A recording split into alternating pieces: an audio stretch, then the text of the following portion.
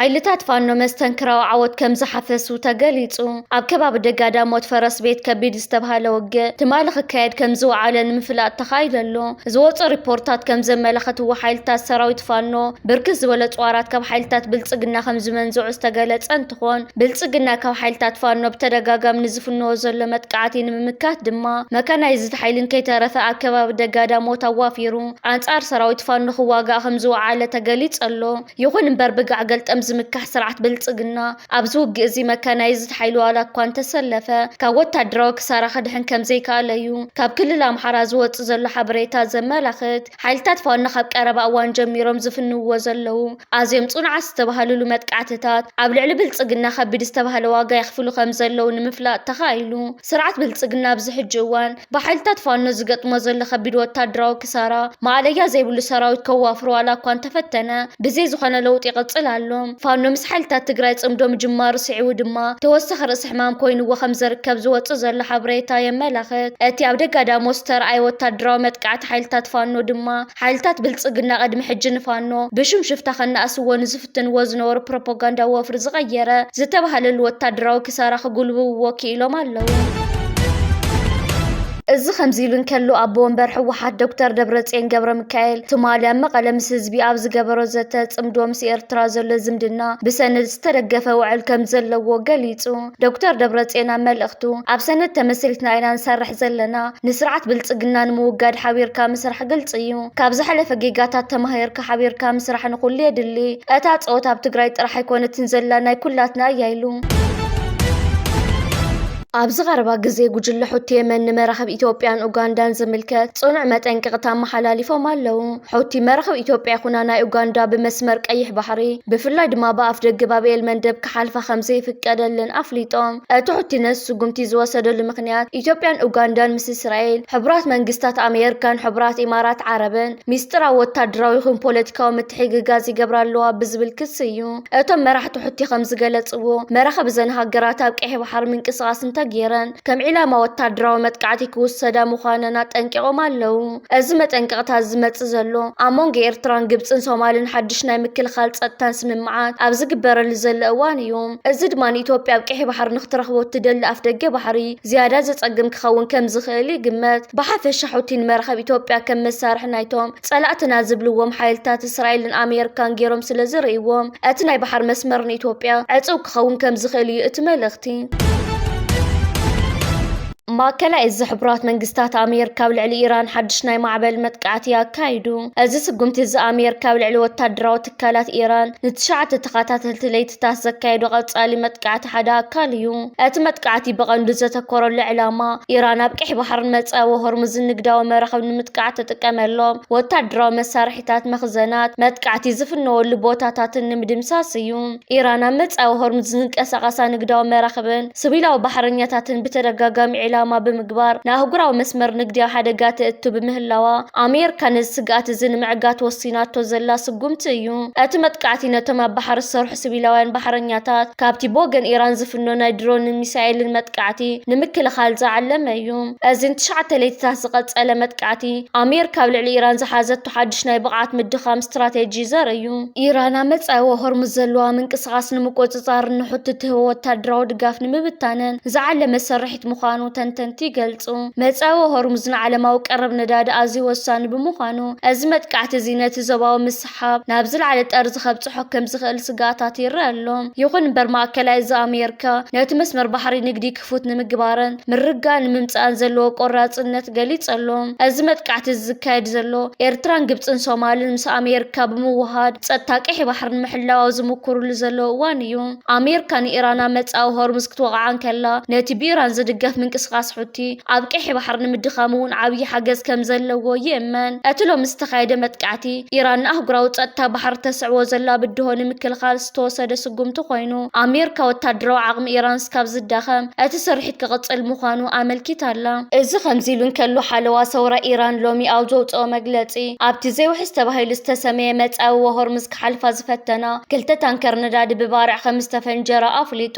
ይኹን እምበር እዚ ሓበሬታ እዚ ብሳልሳይ ወገን ይኹን ብገለልተኛ ኣካል ስካብ ሕጂ ኣይተረጋገፀን ዘሎ ኢራን እተን መራኸብ ኣብቲ ብሰንኪ ወታደራዊ ምንቅስቓሳት ኣሜሪካ ዘይውሕስ ኮይን ዘሎ መጻዊ ሆርሙዝ ክሓልፋን ከለዋ ከም ዝተፈንጀራ ትገልጽ ብዛዕባ መንነት እተን መራኸብ ይኹን ብዛዕባ ዝወረደ ጉድኣት ዝርዝራዊ ሓበሬታ ኣይተዋሃበን ኣህጉራዊ ትካላት ጸጥታ ባሕሪ ይኹን ማእከላይ እዛ ኣሜሪካ ክስካብ ሕጂ ብዛዕባ ዝፍጻመ እዚ ዝፈልጥዎ ነገር ከምዘየለ ይሕብሩ ኣለዉ ዝኾነ ናይ ሓገዝ ጻውዒት ካብ መራኸብ ከምዘይመጸ እውን ተገሊጹ ተንተንቲ ከም ዝገለጽዎ እዚ መግለፂ ኢራን ኣሜሪካን 9 ተኸታተልቲ ለይትታት ኣብ ልዕሊያ መጥቃዕቲ ትፍጽም ኣብ ዘላቶ እዋን ዝመጸ ብምዃኑ ሓደ ኣካል ናይ ስነ ልቦና ውግእ ክኸውን ይኽእል እዩ ዕላምኡ ድማ ኣህጉራዊ ንግዲ ስግኣት ብምፍጣር ዋጋ ነዳዲ ከብከብልን ኣሜሪካ ካብቲ ዞባ ንኽትእለን ጸቕጢ ንምፍጣርን ክኸውን ይኽእል ኢራን ነቲ መጻወ ዘይውሕስ ክትብሎን ከላ መጥቃዕቲ ኣሜሪካ ንመስመር ንግዲ ጸጥታ ከም ዘሰኣኖ ንዓለም ንምርዳእ እዩ ኣብዚ እዋን እዚ ናይ ሳትላይት ስእልታትን ራዳርን ኩነታት እቲ መጻወ ሆርሙዝ ብቐረባ ይከታተሉ ኣለዉ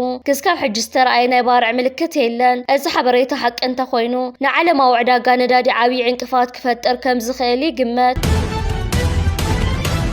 ኣብ ምብራቃዊ ዲሞክራሲያዊ ሪፓብሊክ ኮንጎ 114 ሰላማውያን ሰባት ከም ዝተቐተሉ ተገሊጹ ኣብ ዝሓለፈ ወርሒ ኣብ ምብራቃዊ ዲሞክራሲያዊ ሪፓብሊክ ኮንጎ ብዕጡቋት ብውሕዱ 114 ሰባት ከም ዝተቐተሉ 11 ድማ ከም ዝተጨወዩ ሰበስልጣን ጸጥታ ተኸባቢ ሓቢሮም ኣብ ግዛት ኢቱሪ ሰሜን ኪቡን ደቡብ ኪቡን 247 ጸጥታዊ ፍጻመታት ከም ዝተመዝገቡ ዝተገለጸ እንትኾን ኣብ ወርሒ ጉንበት ድማ 305 ጸጥታዊ ፍጻመታት ከም ዝተመዝገቡ ንምፍላጥ ተኻኢሉ ኣሎ ኣብ ምብራቅ ኮንጎ ኣብ ልዕሊ ሰላማውያን ሰባት ዝፍጸም ዘሎ ገበናት ጉጅለ ምንቅስቓስ M23 ቀንዲ ፈጻሚ ከም ዝኾነን ተሓታቲ እውን ከም ዝኾነን ዝወፁ ዘለዉ ጸብጻባት ይሕብሩ እቲ ዝተፈጸመ መጥቃዕቲ ኣብ ሰሜን ኪቡ ኣብ ዝርከብ ግዛኣት ሚሲሲን ሩቱ ሽሪ ኣብ ዝበሃሉ ኮይኑ ንደገፍቲ መንግስቲ ዝኾኑ ሚሊሻታት ዋዛላንዶ ይድግፉ ኣለዉ ዝተባሃሉ ሲቪላት ዕላማ ዝገበረ ምንባሩ ኣብ ግዛኣት ሚሲሲ ብውሕዱ 48 ሬሳታት ከም ዝተረኸበ ተገሊጹ ኣሎ እቲ ጸብጻብ ኣብ ወርሒ ሰነ 115 ዕጥቃዊ ግጭታት ከም ዝተረኣዩ ብምግላጽ ካብዚኦም ድማ 46 BM23 ከም ዝተፈጸሙ ብምግላጽ እዚ ድማ ኣስታት 400 ዝኸውን ናይቲ ዝለዓለ ግጭታት ከም ዝኾነ ተገሊጹ ኣሎ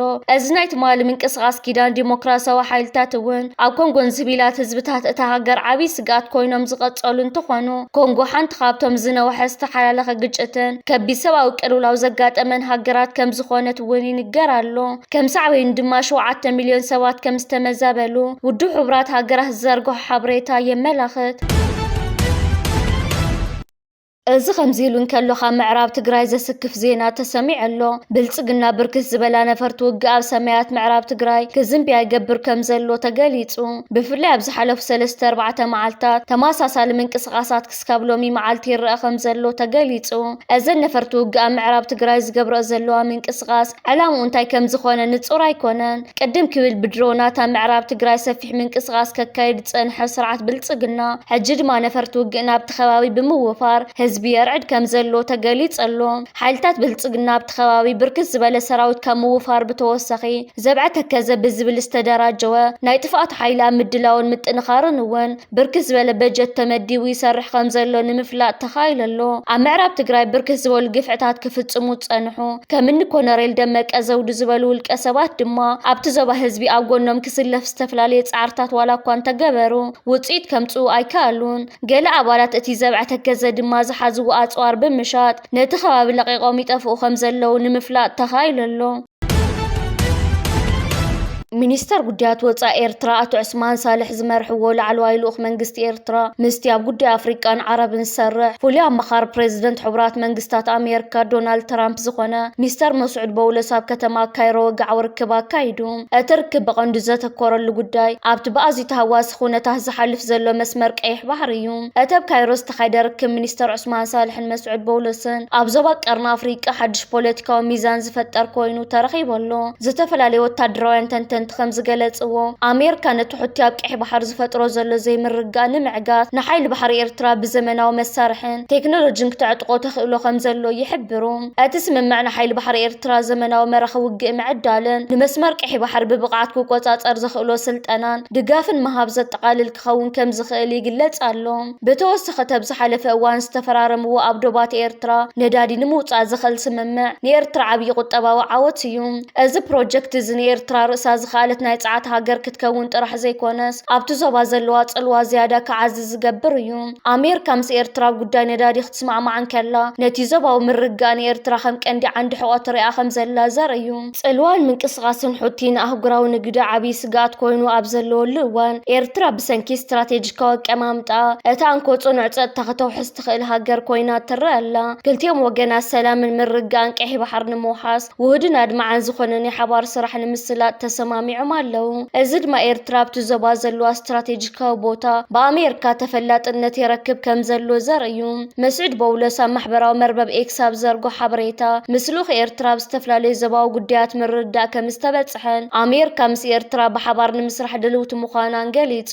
እዚ ርክብ ዝነዊሕ ዓመታት ዝሑል ኮይኑ ዝጸንሐ ኮይኑ ዝምድና ኤርትራን ኣሜሪካን ናብ ንቡር ንምምላስ ዝተገበረ ዓብዪ ስጉምቲ ተባሂሉ ይውሰድ። እዚ ርክብ ዝካየድ ዘሎ ኤርትራ ምስ ግብፅን ሶማልን ድሕሪ ዘካየደቶ ናይ ጸጥታን ምክልኻልን ስምምዓት እዩ። ኣሜሪካ ምዚ ሰለስቲያዊ ኺዳን ክትቀራረብ ምድላያ ኣብቲ ዞባን ዘርአ ዘሎ ስጋኣታት ብፍላይ ድማ ምንቅስቓስ ሕቲን ዞባዊ ምስሓባትን ንምቁፅጻር ዝዓለመ እዩ። ሚኒስተር ዑስማን ሳልሕ ኣብ ዘርክብ እዚ ኤርትራን ላዕላውነት ሃገራትን ኣህጉራዊ ሕግታትን ብምኽባር ንሰላም እቲ ዞባ ክትሰርሕ ድልውቲ ምዃና ኣረጋጊጹ። ኤርትራ ብወገና እቲ ብኣሜሪካ ዝምራሕ ኣህጉራዊ ጸቕጢ ተወጊዱ ናብ ስትራቴጂካዊ ሽርክነት ንምስግጋር ዘለዋ ድሌት ኣንጸባሪቓ። መስዑድ በውለስ ንፕሬዚደንት ትራምፕ ዝቐርብና ምብራቕ ኣፍሪቃን ማእከላይ ምብራቕን ጽልዋ ዘለዎ ሰብ ብምዃኑ እዚ ርክብ ዝወግዓው ናይ ፖሊስ ለውጢ ሕቡራት መንግስታት ኣሜሪካ ናብ ኤርትራ ከም ዘሎ ዘመልክት እዩ። ኤርትራን ግብፅን ኣብ ብዙሓት ዞባዊ ጉዳያት ንኣብነት ጉዳይ ሶማልን ቀይሕ ባሕርን ተመሳሳሊ ቅዋም ስለ ዘለወን ኣሜሪካ ምስ ኤርትራ ኣብ ካይሮ ምርኻባ ነቲ ዞባዊ ኪዳን ዓብዪ ዲፕሎማሲያዊ ድጋፍ ዝህብ እዩ። እዚ ርክብ ኢትዮጵያ ኣብ ቀይሕ ባሕሪ ንኽትረኽቦ ትደሊ ኣፍ ደገ ባሕሪ ንምዕጻው ኤርትራ ትገብሮ ዘላ ዲፕሎማሲያዊ ጸወታ ሓደ ክፋል ክኸውን ይኽእል እዩ። ኣሜሪካ ምስ ኤርትራ ክትስማዕማዕ ከላ ንስትራቴጂካዊ ጸጥታ ቀይሕ ባሕሪ ኣብ ትሕቲ ኤርትራን መሻርክታን ከም ዘሎ ተቐበላላ ማለት እዩ። እዚ ርክብ ኤርትራ ካብ ዝነበረቶ ዲፕሎማሲያዊ ተነጽሎ ወፂኣ ከም ሓንቲ ወሳኒት ሃገር ኣብ ጉዳይ ጸጥታ ቀይሕ ባሕሪ ተፈላጥነት ተረክብ ከም ዘላ ዘረጋግጽ እዩ። መስዑድ በውለስ ኣብ ኤክስ ዝሃቦ ቃል ድማ ነቲ ሓድሽ ተጀመረ ናይ ምትሕብባር ሃዋህው ጽኑዕ መሰረት ዝህብ እዩ። እዚ ከምዚ ኢሉ እንከሎ እቲ ኣብ ካይሮ ዝተኻየደ ርክብ ላዕለዎት ሰበስልጣን ኤርትራን ግብፅን ካብቲ ልሙድ ክልቲኣዊ ርክብ ወጻኢ ኣብ ቀርኒ ኣፍሪካን ቀይሕ ባሕርን ዝንቀሳቐሱ ዘለዉ ሓይልታት ዘተኮረ ዓብዪ ፖለቲካዊ መልእኽቲ ዘመሓላለፈ ምዃኑ ይግለጽ ኣሎ። ብወገን ስርዓት ብልጽግና ዝርአ ዘሎ ስሱዕ ሕርፋን ግበታ ወደባትን ከምኡውን ብኢማራት ዝድገፍ ዘይሕጋዊ ንግዲ ወርቅን ስትራቴጂካዊ ምቁፅጻርን ኣብቲ ዞባ ሃዋህው ኩናትን ዘይርግኣትን ፈጢሩ ይርከብ። እዚ ኣብ ቀርኒ ኣፍሪቃ ደቡባዊ ሸነኽ ቀይሕ ባሕሪ ወሽመጥ ዓደንን ዝርአ ዘሎ ሓደገኛ ምዕባለታት ንኤርትራን ግብፅን ብሓባር ንኽሰርሓ ደሪኽዎን ኣሎ። ኣብ ሱዳን ብፍላይ ድሕርቲ ኣብ ዳርፉርን ከተማ ኣልፋሽርን ዝተኻየደ ግፍዕታት ህዝቢ ሱዳን ኣብ ልዕሊ ሓይልታት ዳዕመል ሰሪዕ ዘለዎ ነድሪ ይዛይድ ኣሎ። ግብፅን ኤርትራን ኣብ ውሽጣዊ ጉዳይ ሱዳን ዝግበር ቅሉዕ ምትእትታው ኢማራትን ኢትዮጵያን ደው ክብልን ላዕላውነትን ግዝኣታዊ ሓድነት ሱዳን ክኽበረን ጽኑዕ መርገጺ ሒዘን ኣለዋ። እዚ ምትእትታው እዚ ንሱዳን ናብ ምብትታን ከየምርሕ ዓብዪ ስጋኣት ኮይኑ ይርከብ። ክልቲአን ሃገራት ኣብ ዘውፅኦ መግለጺ ጸጥታ ቀይሕ ባሕሪ ናይተን ኣብ ገማገም ዘርከባ ሃገራት ጥራይ ምዃኑ ዳግም ኣረጋጊፀን ቀይሕ ባሕሪ ሰላማውን ውሕስን ኣህጉራዊ ንግዳዊ መስመር ኮይኑ ክቕጽል ሃገራት ገማግም በዓለን ክከናኸንኦ ከም ዝኽእላን ምትእትታው ሳልሳይ ወገን ከም ዘየድልን ምግላፀን ንስትራቴጂካዊ ርክብ ካይሮን ኣስመራን ሓድሽ ምዕራፍ ከፊቱሉ ኣሎ። ኤርትራ ምህናእ ሰላማዊ ጎደቦ ካብ ዘለዋ ጽኑዕ መትከል ብምብጋስ ምስ ግብፂ ዝፈጠረቶ ስኒት ንሚዛን ሓይሊ እቲ ዞባ ዝቕይሮ እዩ። ግብፂ ብዘለዋ ታሪካዊ ክብደትን ዓቕምን ምስ ኤርትራ ብምውሃድ ኣብ ርግኣት ቀርኒ ኣፍሪካን ቀይሕ ባሕርን ክትጻወት እትኽእል ተራ ንሰላም እቲ ከባቢ ወሳኒ ምዃኑ ተንተንቲ ይሕብሩ። መንግስቲ ሱዳንን ቱርክን ኣብ ወደብ ስዋኪን መጻረይ ነዳዲ ንምህናፅ ተሰማሚዖም። ኣብ መንጎ መንግስቲ ሱዳንን ሃገረ ቱርክን ኣብ ታሪካዊት ወደብ ስዋኪን ዓብዪ መጻረይ ነዳዲ ንምህናፅ ዘኽእል ውዕል ተፈሪሙ። ብመሰረት ጸብጻብ መራኸቢ ብዙሃን ሱዳን እዚ ስምምዕ እዚ ሓንቲ ካብተን ጥንታውያን ወደባት ሱዳን ዝኾነ ስዋኪን ናይ ነዳዲ መሳለጥያን መጻረይ ማእከልን ንኽትከውን ዓብዪ ዕድል ዝፈጥር እዩ። እቲ ፕሮጀክት ብኩባንያታት ቱርኪ ዝህነፅ ኮይኑ ንጥፈታት ጋዝን ነዳድን ንምስላጥ ዝዓለመ እዩ። እዚ ስምምዕ እዚ ሱዳን ካብቲ ጸንሓትሉ ናይ ውግእን ግጭትን ሃዋህው ወፅያ ናብ ቁጠባዊ ዕብየትን ዞባዊ ምትሕግጋዝን ንኽትሰጋገር ዓብዪ ተራ ከም ዝህልዎ ተገሊጹ። እቲ መጻረይ ነዳዲ ምስ ተወድአ ሱዳን ነዳዲ ብዝያዳ ናብ ዓለም ለኻዊ ዕዳጋ ንምቕራብ ክሕግዛ እዩ። ብተወሳኺ እውን እዚ ፕሮጀክት እዚ ንዞባ ቀርኒ ኣፍሪቃን ምብራቕ ኣፍሪቃን ዘድሊ ቀረብ ነዳዲ ንምውሓስን ንምዕዳልን ዕዙዝ ግደ ክህልዎ ትፅቢት ይግበር። ኣብቲ ናይ ምፍራም ስነ ስርዓት ወከልቲ ክልቲአን ሃገራት ከም ዝሓበርዎ እዚ ስምምዕ እዚ ንክልቲአን ሃገራት ጥራሕ ዘይኮነስ ንሙሉእ እቲ ዞባ ዘረብሕ ዝጸንሐን ሰላምን ምርጋን ዝፈጠረን ታሪካዊ ስምምዕ እዩ። እዚ ምንቅስቓስ እዚ ምስ ኣብዚ እዋን እዚ ኣብ መንጎ ኤርትራ ግብፅን ሶማልን ዝካየድ ዘሎ ዞባዊ ምትእስሳርን ናይ ቂሕ ባሕሪ ጸጥታን ምርጋን ዝተተሓዘ ኮይኑ ንድሕሪት ተመሊሱ ንዝነበረ ርክባት እቲ ዞባ ናብ ሓድሽ ምዕራፍ ዘሰጋግር ተባሂሉ ተገሊጹ ኣሎ።